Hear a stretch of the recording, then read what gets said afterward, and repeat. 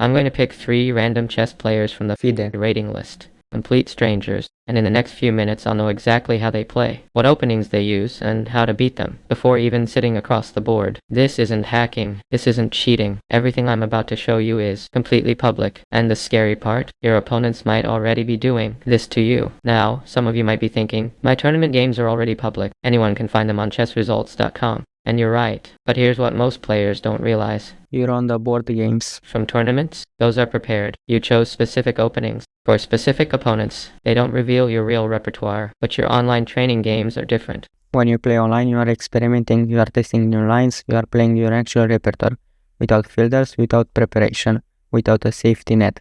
You are showing exactly how you think under pressure, your habits, your patterns, your weaknesses, and every single one of those games is sitting there publicly available for anyone willing to spend 5 minutes looking. I found 3 players on the FIDE rating list, different countries, different levels. Pick it at random, let's see how much I can find about each one. We'll go one by one each level, a little deeper. Player 1. Areen Kulkarni from India, rated 1611. Let's find him online. Chess.com, and there he is. Areen_great_. 24. Last online 1 day ago. It took me about 15 seconds. From a name on a FIDE list to a full online profile, 15 seconds. Let's start with his white games. He plays E4, and he's comfortable against most responses, but against E5, he consistently goes for either the Scotch game or the Italian. So if I'm preparing against him, I'm not going anywhere near the Scotch or Italian. Instead, I'd play the Sicilian or the French, openings he sees less, often that push him outside his comfort zone from move 1.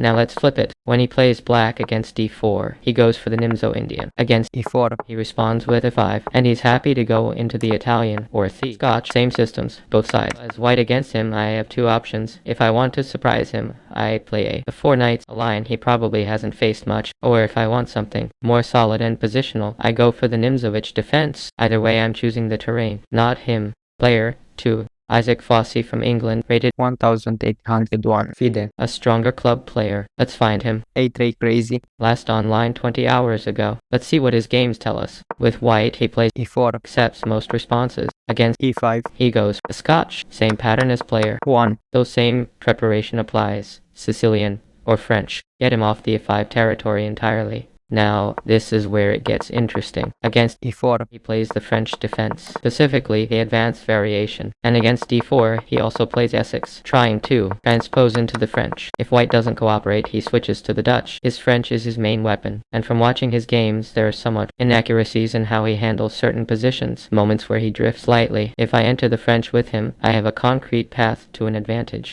Player 3. Bihan Dumir, 1989. FIDE, a candidate master. This is someone who takes chess seriously, someone who prepares, someone who has the most to lose. From being scouted, chess.com, last online 21 days ago. Maybe he stepped back from online play. Let's check Lichess. last online a few hours ago. He didn't stop playing online. He just switched platforms, and his entire game history is right here. With white, Johan plays d4, and his go-to system is the London. He's tried the Kampovsky, but London is clearly his main weapon. Consistent, solid, structured. Against the London, I'd accept it and look to deviate early, steer the position into territory he's seen less, where his preparation runs out, and it becomes a real game. With black against E4, he plays the Caro-Kann, specifically the advanced variation or the 2 knights line, depending on what white does. Against d4, he prefers Indian defense setups. The Caro-Kann is one of the most solid defenses in chess. he knows what he's doing. But knowing the system he'll play means I can prepare specific lines, go deep into exactly the positions he'll want to reach, and find improvements before we even sit down. And this is the point. At this level, preparation matters more than at any other. A candidate master spends hours studying openings, building repertoire, finding novelties, and all of that work, every training game, every experiment, every mistake is visible publicly right now.